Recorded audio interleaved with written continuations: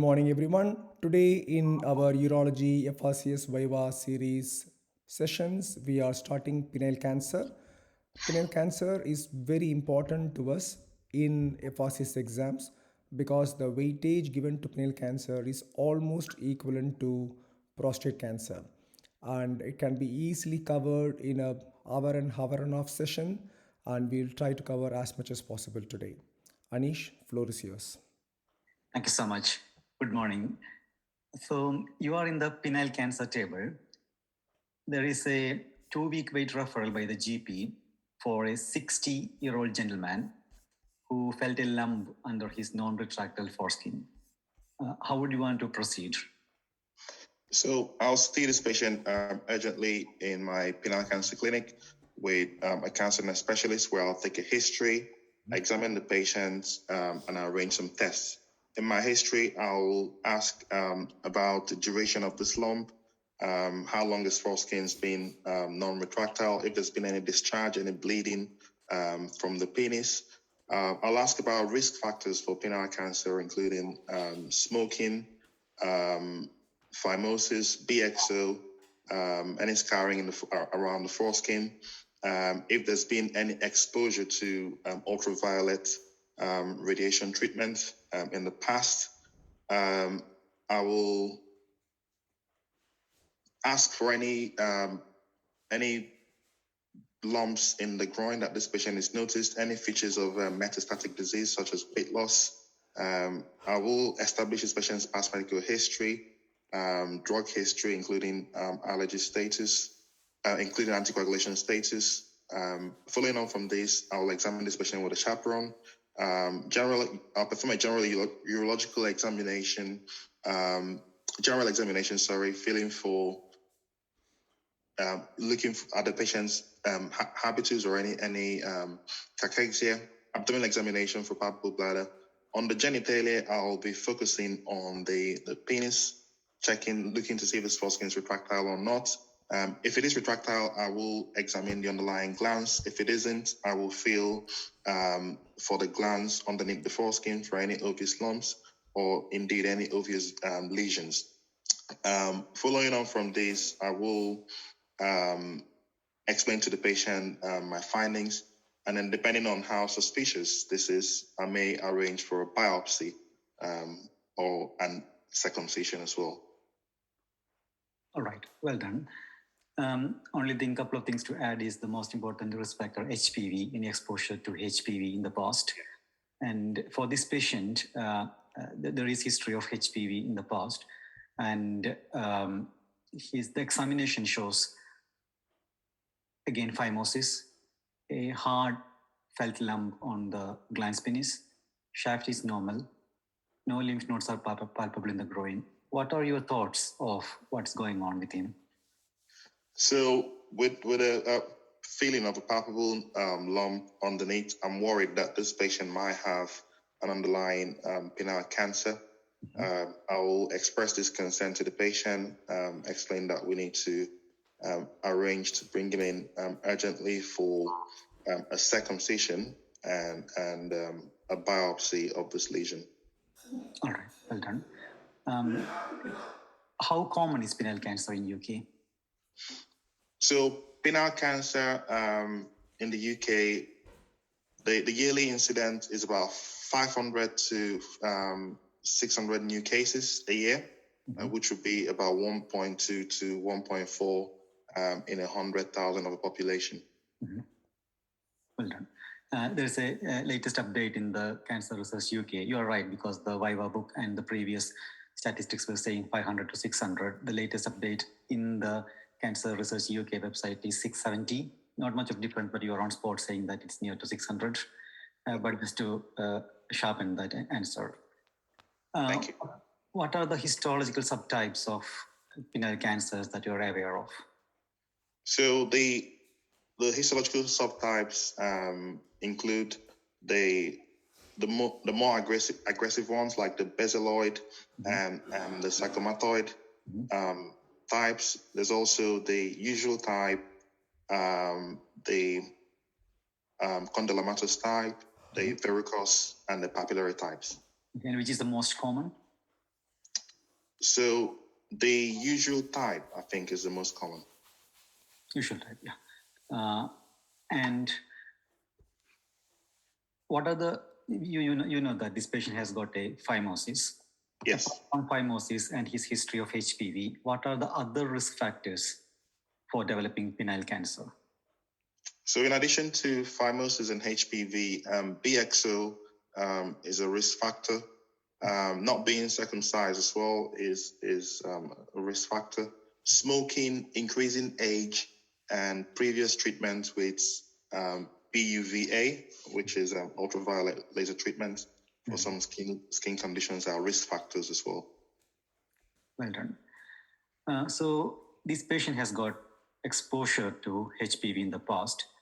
Can you elaborate to me more regarding the relation between HPV and penile cancer? So there's evidence to suggest that HPV types 16 and 18, exposure to these are linked with development of up to 50% of penile cancer in men. Okay. If I put the numbers, because this is one of the most commonest question asked because of the association of HPV, and 16 and 18, spot on, well done. Regarding the numbers, the guideline says that the HPV DNA is identified in 70 to 100% of PEIN and 30 to 40% of invasive. So altogether it would come around 50.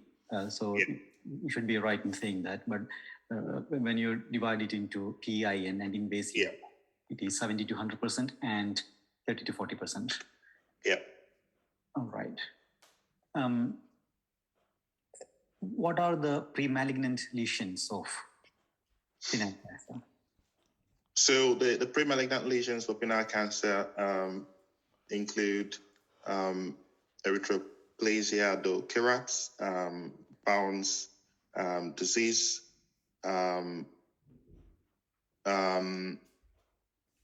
leukoplakia, cutaneous horns, condylomata acuminatum. All right. And considering the PEIN, because it is the intraepithelial neoplasia of penis, do you know about the classification of PEIN? So PEIN could be classified into the ones related to HPV and the one not related to HPV. So broadly speaking, I would say these are the two classifications. Exactly. And there are two more, like the WATI and the WATI basaloid. And there are some other rare types as well, but if you say these four, that would cover that answer. And what are the treatment options of PEIN? So treatment options include if this surgical options and pharmacological or medical options. The surgical option, if the patient is not circumcised, they will definitely need a circumcision. If this is a lesion on the glands, then you could try initially with 5 fluorouracil or imiquimod to see if this works. There's also other treatment options, including laser treatments for PEIN. Okay, and what is the surgical option apart from circumcision? A wide local excision of the lesion. Okay, because PEIN is a flat lesion, isn't it? It appears like a erythematous patch, possibly patchy type, or it could be involving the whole gland penis. Are you aware of the surgical option called glans resurfacing? Yes, glans resurfacing. It involves removal or surgical excision of the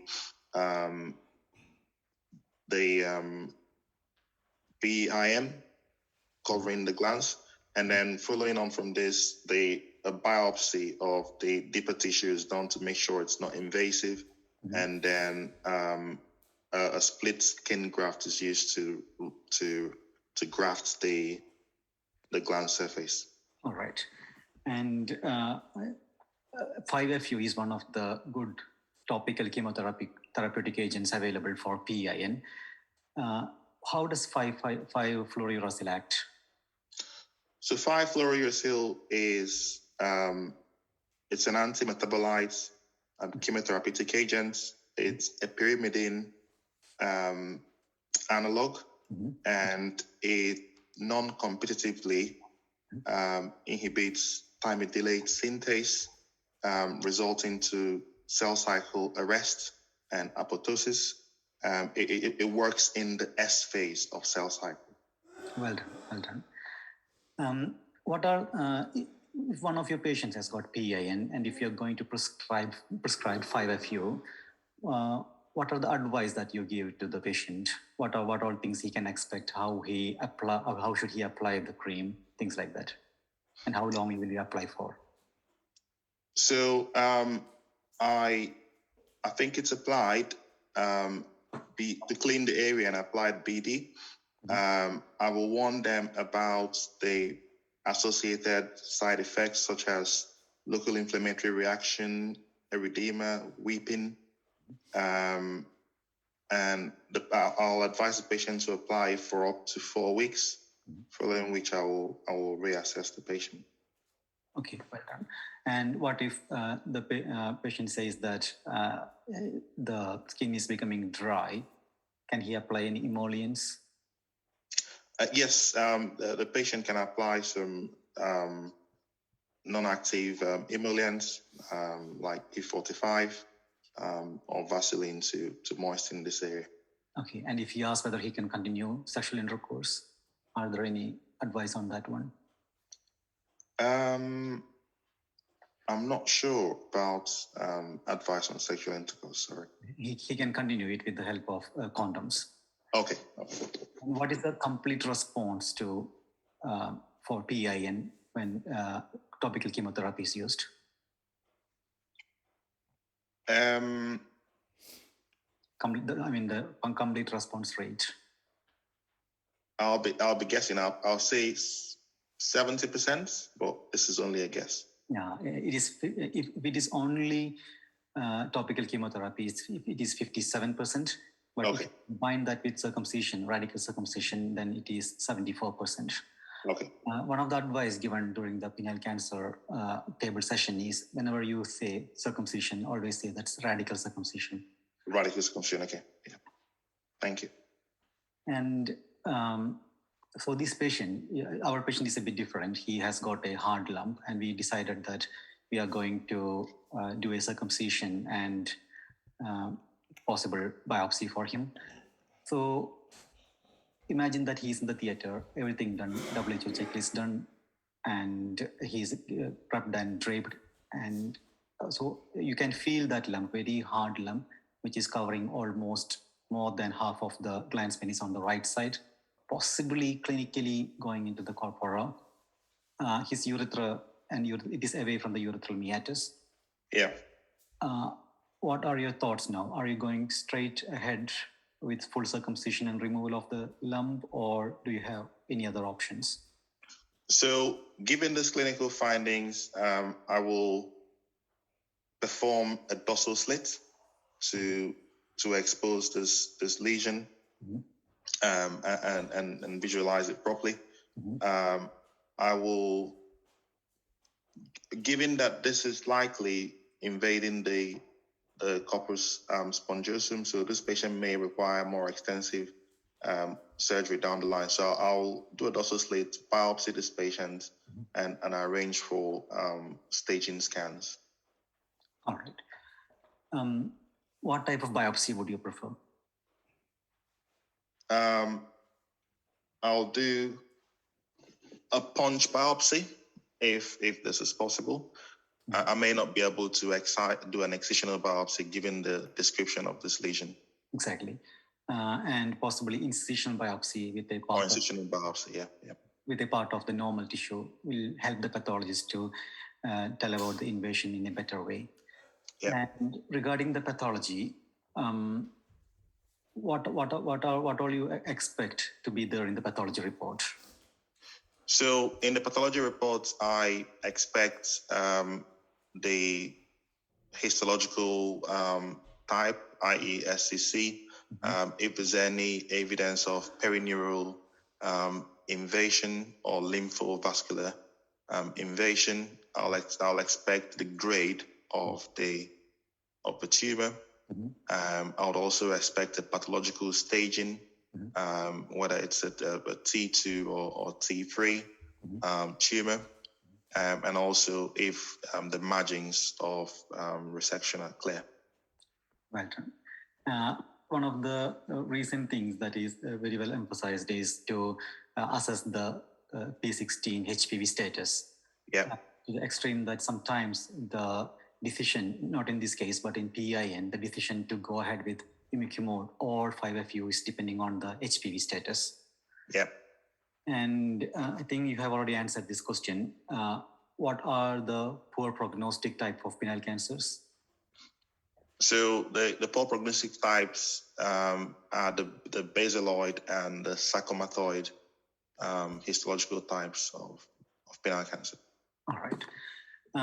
So clinically, for a patient like this who has got a very hard lump in the glans penis, possibly invading the corpora cavernosa, apart from the clinical examination, are you aware of any staging investigations? So the staging can be done radiologically and clinically. So clinically would involve examining the groins for any palpable lymph nodes. Radiologically, this can be done with MRI scan of the penis, inducing artificial erection before scanning, as well as a CT thorax, abdomen, and pelvis, going down to the inguinal region to look for any evidence of nodal disease. Sorry, I should have been more clear. The question was regarding the local staging, regarding the lump. A local staging of a lump. You said about MRI scan. Can you? What is the accuracy of MRI? Can it definitely stage the corporeal? What is sensitivity?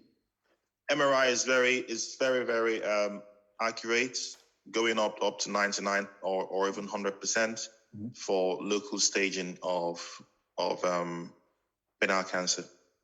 All right. So in your case, you already did the MRI scan, and it shows that it is invading the corpora cavernosa. And the pathology report, apart from the other things, main things, it shows it is invading the corpora cavernosa. So what is the stage that you can expect in this one? So this would be at least a T3 for involvement of the corpus or corpora cavernosum. Well done. And can you tell me regarding the T staging of the TNM for penile cancer?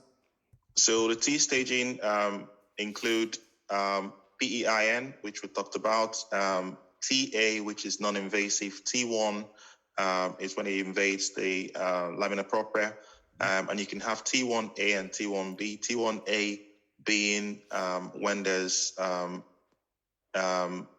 the grade, so when there's no lymphovascular invasion and there's no perineural invasion and it's low-grade cancer.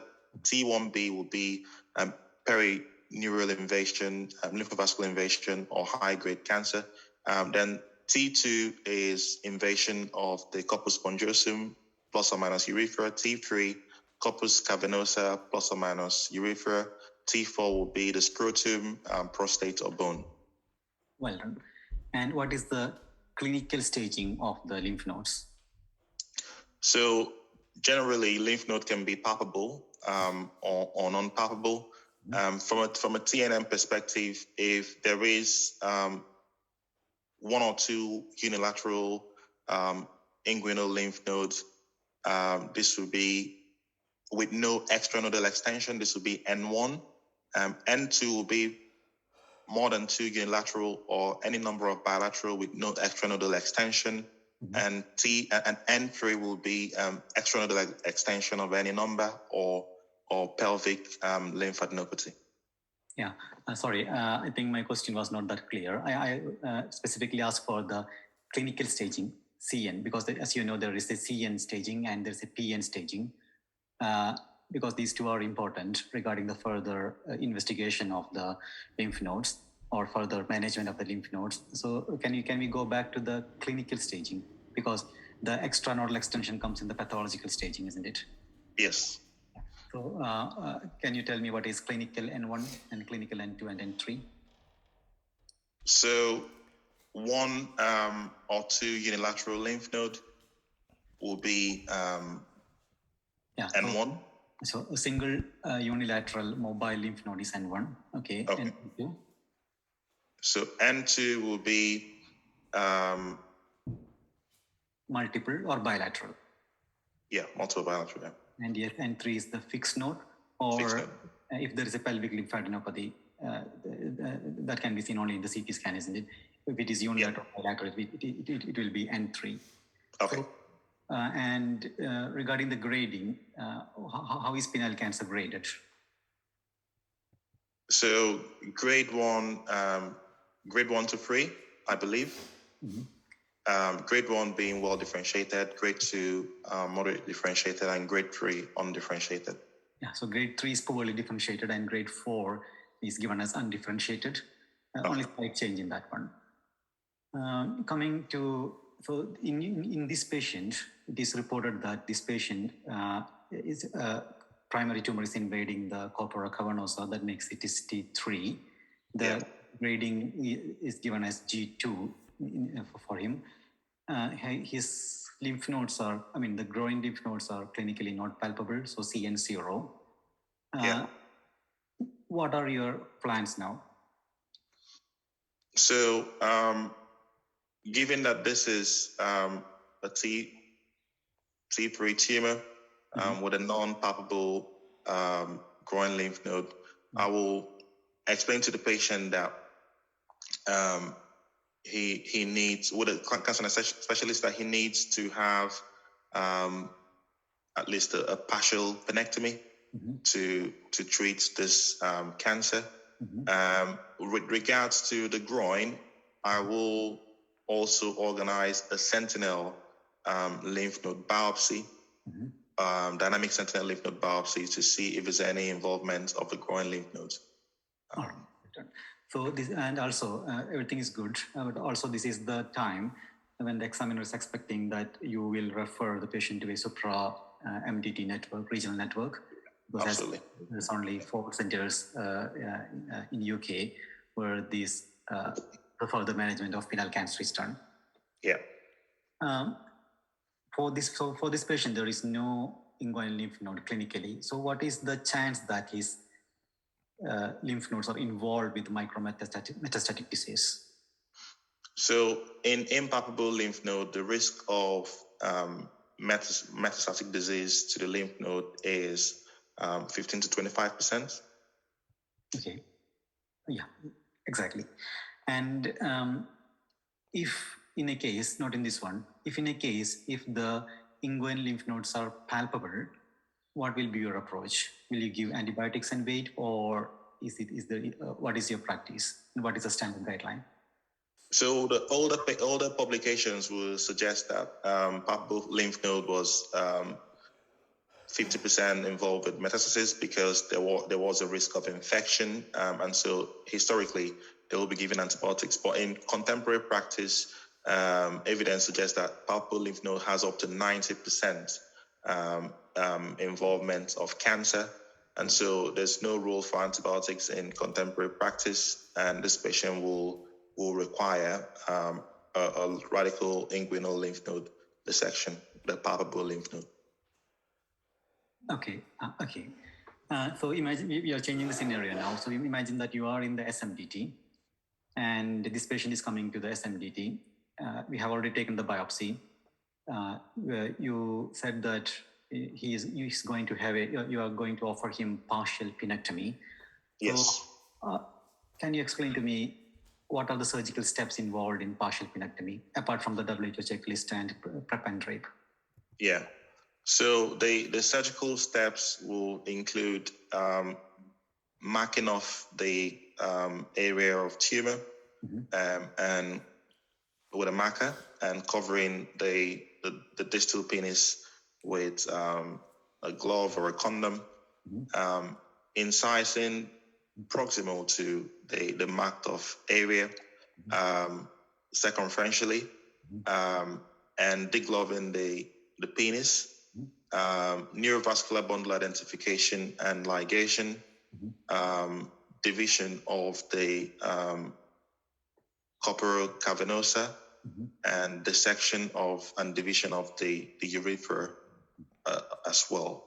Okay. Following on from this, the corpora will be closed with corpora, and the tunica obgenia will be closed with absorbable sutures. The urethra may be spartilated and closed as well. And a split skin graft can be applied to reconstruct the glands. Okay, well done. I think all the surgical aspects are covered. Two things. I gave the same answer in one of my sessions, and the examiner was very keen for me to say about penile block and also the catheter of the procedure. Yeah, so it's like we are covering everything. But yeah, well done. That's exactly how we do the partial penectomy. What is the safe surgical margin for, or accepted surgical margin for a penile cancer excision?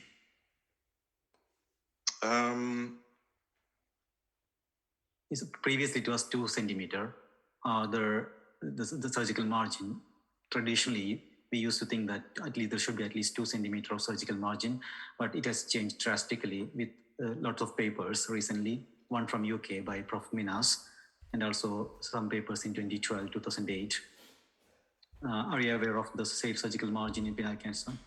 No, I'm not. It is the generally accepted one is, we can say that it is 3 to 5 millimeter. Okay. Even to that EAU guidelines are suggesting there is a grade-based differentiated approach, but it is very difficult to, sometimes the grading might not be that accurate. So we can safely say that it is between 3 to 5 millimeter. Based on the grade, it could be like for grade 1, 3 millimeter, for grade 2, 5 millimeter, and for grade 3, 8 millimeter. And the reference for that comes from the EAU guidelines. Okay, thank you. What is the peculiarity of the lymphatic drainage of the penis? So what's particular is that the lymphatic drainage from either the left or the right side would always drain in a stepwise manner, and does not cross over to the other side. It does not cross over. Okay. It doesn't cross over yet. So right side of the penis would drain to right-sided lymph nodes, and the left side would drain to left-sided lymph nodes. All right. I think there is a slight difference in there. There is a study from the National Cancer Institute, Netherlands, where they have done the scintigraphy, and from the penis, it can go to either groins. That's why even if the lesion is on the right side, we have to examine both groins, and we have to do the sentinel node biopsy on both groins. Okay. But from the groins, it will not cross over. It will go to the ipsilateral pelvic nodes only. Okay. And from the penis, the crossover lymphatics, according to that study from the NCI, it is around 80%. Okay, so quite significant. Yeah, quite significant. That's why we had to. So one of the questions that is asked in the exams is, will you stage the other groin? Yeah, definitely. We had to stage both groins separately. Yeah. Are you aware of the concept of sentinel inguinal lymph node? I know you are, because you mentioned about the DSNB. So what is sentinel lymph node? What is the sorry. So this is injecting some technetium-99 labeled nanocolloid to the penis, and following the spread with a gamma camera, and the most proximal lymph node where this drains to is biopsied and studied to see if this yields any cancer. Okay. Are you aware of the dressless inguinal lymph node? No. Yeah. So the dressless zone, it was described before the invention of dynamic sentinel node biopsy, because I faced this question in one of the Viva sessions. So dressless zone, it is when we divide the inguinal lymph node region into 4 quadrants. Okay. Ender being at the saphenofemoral junction. So it will be supromedial, superolateral, inframedial, and infralateral quadrants. Okay. So that classification is called the dressless classification, because the initial concept by Catalona regarding the modified inguinal lymph node dissection was to remove the supromedial and the central zone. That is lymph nodes around the saphenofemoral junction. Yeah. So you might get that question. So it's called as a dressless zone. So you said about the dynamic sentinel node biopsy. So what is your so I'll put the question like this. This patient, he had his partial penectomy. Whether whether we can do the dynamic sentinel node biopsy at the same day of partial penectomy, or would you prefer it on a different day?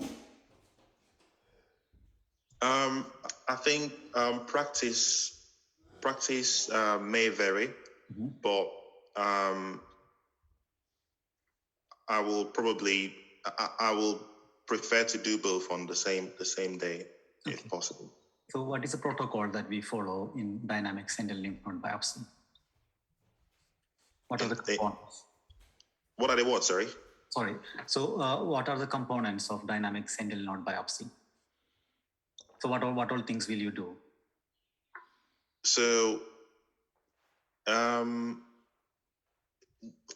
you're asking about the steps. Like, I'm not sure, because I already said that you will inject the nanocolloid and follow that with the gamma camera and biopsy the most proximal lymph node. Is that what you mean, or is exactly? Because I'm not sure of another protocol. All right. I will tell the protocol where they are using when I worked in a center in UK.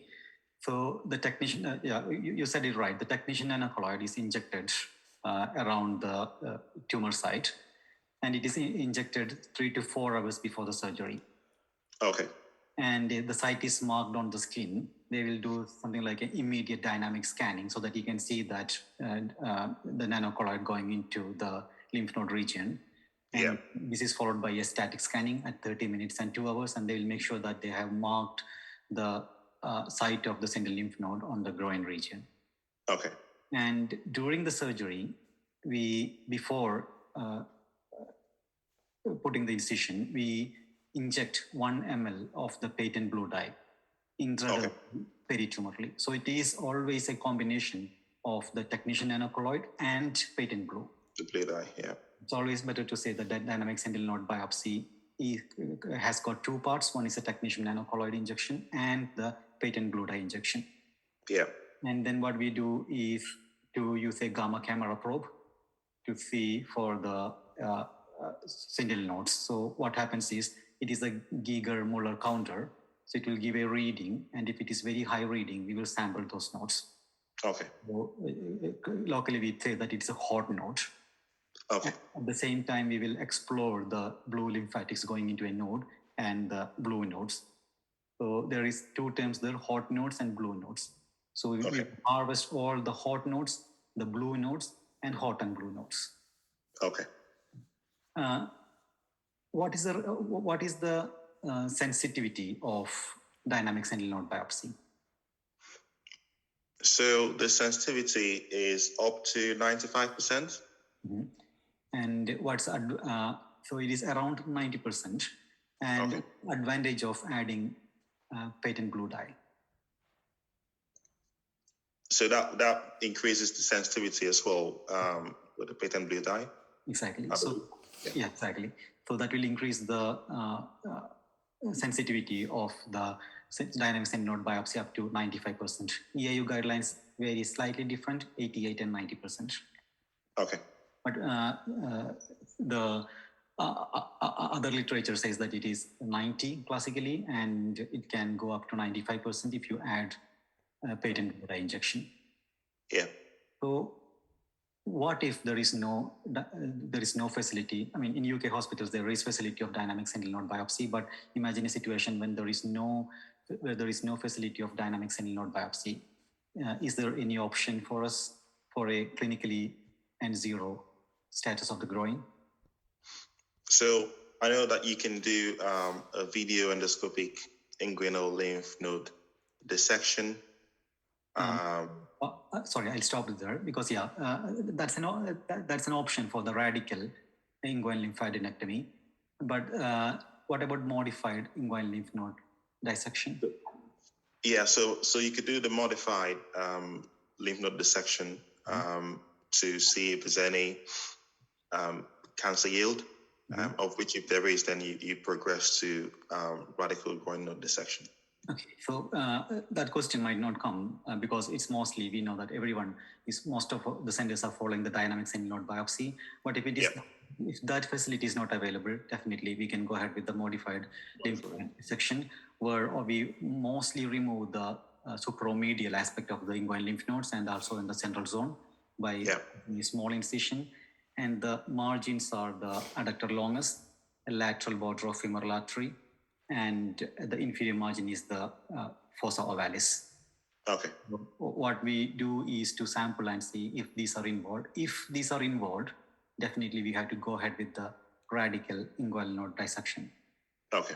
So modified inguinal node dissection is more like a diagnostic procedure. Yeah. The treatment is always radical. So if the modified is positive, it has to be completed with the radical. Yeah. Modified is an alternative to DSNB. Okay. Thanks. Yeah. So, for this patient, he underwent the dynamic sentinel node biopsy. It shows on the right side, 3 nodes are involved. Left side sentinel node biopsy negative. So, can you tell me what is the current pathological staging of the groin? So that will be in keeping with N2 because of the involvement of 3 nodes on the ipsilateral side. Okay. So what is the further treatment option for him from here? It is PN2 on the right side. So given that this is N2, he will need a pelvic lymph node dissection, lymphadenectomy on that ipsilateral side. Okay. Well done. So he had his pelvic lymph node dissection. How would you approach the pelvic lymph node? So this would be depending on the facilities. It could be done open or it could be done minimally invasive. But the lymph nodes to be biopsied, but to be dissected would include the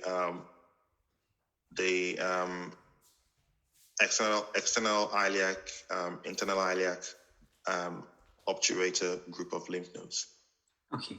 And regarding the radical inguinal lymphadenectomy, what is the morbidity associated with radical inguinal lymphadenectomy? So the morbidity can be up to 50%, and this include things like lymphedema, lymphocele, lymphoria. It could also have flap necrosis, and also altered sensation, patchy sensation around the skin of the upper thigh. So what are the things that you can do to minimize the morbidity of this procedure? So you've already mentioned modified superficial lymph node dissection at the initial stage. You could... the question is how we can decrease the morbidity of, radical inguinal lymph node dissection. So it's mainly 2 things. Intraoperative, you mean, or intraoperative? Have you heard about the transposition of sartorius? Yes. Yeah. What was the reason that it was routinely done previously? So I think if the transposition was to cover the femoral vessels, sort of protective. Exactly. Following lymph node dissection. Yeah, because it is very much exposed and it's just under the skin flap, isn't it? Yeah. It's a bit of subjective and controversial, that aspect, because the guideline says that the transposition, if you avoid the transpositioning of the sartorius muscle, it might decrease the morbidity of the procedure. But I have seen surgeons doing that procedure because they are more concerned about the if there is a skin necrosis, it is more dangerous if the femoral artery is exposed to the environment. Yeah. And also the infectious involvement of that area as well. So possibly, if this question comes in exam, how we can decrease the morbidity, then the options we can say that intraoperatively we can give the prophylactic antibiotics, make sure avoid the transposition of sartorius muscle, and as much as avoid ligating the saphenofemoral junction if possible. Okay. But it is absolute, because the absolute is to remove as much as the lymphatics and the lymph nodes in that region as possible, because we are aiming for a curative intent there. Yeah. You said about the video endoscopic inguinal lymphadenectomy. What are the approaches for VEIL, or also called a VEIL? So I'm not sure of the technical aspects of this. I haven't actually seen one. Yeah. I was expecting the answer only that laparoscopic, and recently there is a robotic approach for that as well. Okay. So our patient underwent pelvic lymphadenectomy because it was a PN2. And as you know, the PN3 is also an indication for pelvic lymphadenectomy. Coming to the further treatment, so he comes back to you. His flap is well. There is a slight lymphedema of the scrotum and the penile stem that we can see, slightly developing in the lower limbs.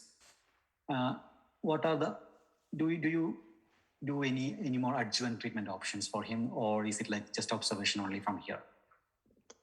So scrotal support or some compressive dressings may be helpful to treat or prevent progression of lymphedema. Majority of the times when the patients become mobile, any significant lymphedema may resolve. So early mobilization, and I guess the compressive dressings are helpful for the management of lymphedema. Okay. Does this patient need any adjuvant chemotherapy? Post lymphadenectomy, I'm not sure if you routinely give chemotherapy. Yeah, so the recommendation is for PN2 and PN3, we had to give adjuvant chemotherapy. Okay. So if this question comes, what happens is when you discuss it further, if it is PN2 or PN3, okay, then we have to go ahead with the adjuvant chemotherapy. And what are the chemotherapeutic agents preferred? Because there are lots of regimes. So you might have to say at least one regime. I don't know the chemotherapy for penile cancer, sorry. No problem. So it is, because we usually don't come across this cancer that much frequently, isn't it? But for PN2 and PN3, it is a combination of a cisplatin, taxane, and 5-fluorouracil or ifosfamide. Okay. So thank you. There is a code for that, like TIP, where T stands for taxane, I for ifosfamide, and P for platinum, so cisplatin. So TIP, okay. So our patient underwent adjuvant chemotherapy because that was indicated for him.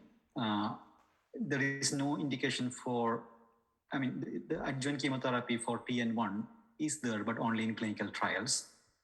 Okay. And regarding the management of lymphedema, it is always better to, you can see that in the slides when we put it, because that's one of the other common questions.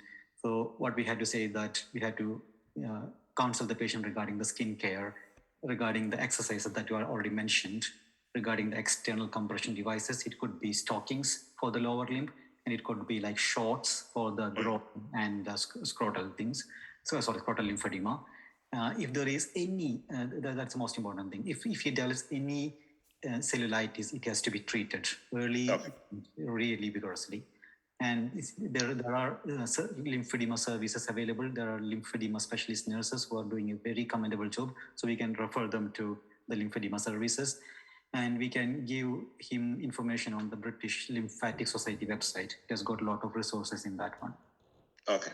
So that could be a comprehensive answer for that question. And regarding the follow-up, so for this patient, the final staging is he had a partial penectomy for a T1 tumor, margins negative. He has got an adequate penile stump of at least 5 centimeters, so he's happy with that one. There is good splaying of the ureter, so there is no risk of, very low risk of any urethral or neomeatal stenosis. And his lymphadenectomy was done, the inguinal lymph node dissection and pelvic lymph node dissection on the right side. Left side, only the dynamic sentinel node biopsy, which was negative. His final pathological staging is PN2. Distant metastatic workup is negative. How are you going to follow this patient? So I'll follow this patient up in line with the EAU guidelines. We know that the recurrence of penile cancer will usually happen within the first 2 years. So patient needs to be seen 3 monthly for the first 2 years and 6 monthly afterwards for up to 5 years. Well done, yeah, so up to 5 years. And after 5 years, we can inform the patient regarding the self-examination and then discharge from our care. A couple of points I would like to add is, one, regarding the survival based on the lymph node status.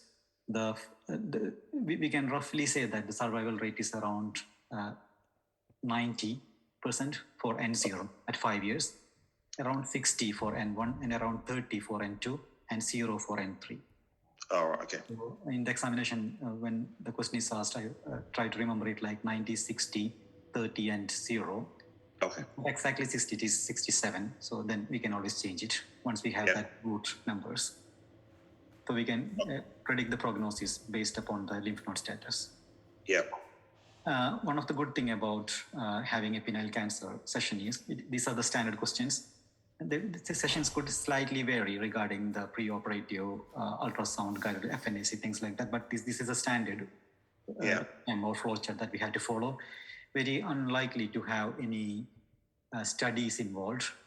We can have some numbers. We can all those are given in this YouTube presentation. There is one question that was asked during the presentation. One was, are you aware of any recent advances in penile cancer? And the answer for that is there is an impact study. Are you aware of the impact study? No. Yeah, so it is an international penile advanced cancer trial. I have put that slide where the protocol is given, and there's an article in European Urology Focus. There is no need to read that. Only think a couple of things that you have to say that you are aware of this impact trial, and it is used in patients who has clinical evidence of inguinal node metastasis. Okay. Mainly two arms for this one, which is called the impact neoadjuvant, and the other one is called the impact pelvic. Okay. And, what we do is to randomize for patients with clinically positive lymph nodes into 3 groups mainly. 1, just going with the standard inguinal lymph node dissection, or 2, giving neoadjuvant chemotherapy initially, which is not the standard now, and then going ahead with the lymph node dissection, or the neoadjuvant chemoradiotherapy and going for the lymph node dissection. Okay. And depending on if it is positive, if the lymph node dissection is positive, then going ahead with the prophylactic pelvic lymph node dissection or not. You don't have to go through all these things, but if you say that impact, yes, it is a study looking at the role of neoadjuvant chemotherapy and neoadjuvant chemoradiotherapy and prophylactic pelvic lymph node dissection in clinically not positive cases. Okay. Might not come in the exam, but that's the only something to be aware of. Yeah. I think so.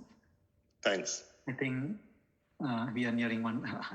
It's really exhaustive, isn't it? Going through all these things in one time. But you did really well. I enjoyed the session very much. And thank you so much. Thank you. Very good, guys. That was a very nice, in-depth discussion. Possibly next time when we are discussing penile cancer, we can concentrate on some specific areas like dynamic simple lymph node biopsy, and lymphedema care and those things much more in detail, so that in case if the examiners are asking those aspects in detail, we should be able to tackle it. Only thing in the exam, the penile cancer scenario may divert into three things. It may entirely dwell on penile intraepithelial neoplasia alone, 10 minutes, that's it.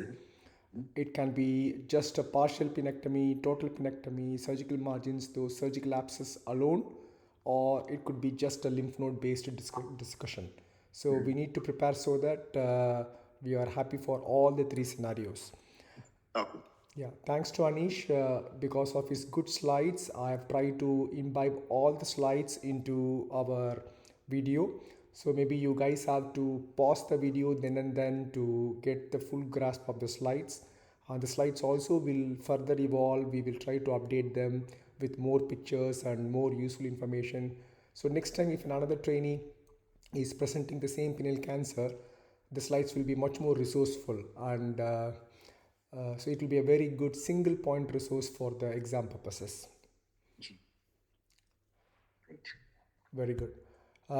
If there is nothing from both of you, can we close the session? Thank you. Yeah, thank you. Thanks very much for your for the session. Very helpful. Great. Thanks. Thanks, everyone. Thank you very much. Have a good rest of the day.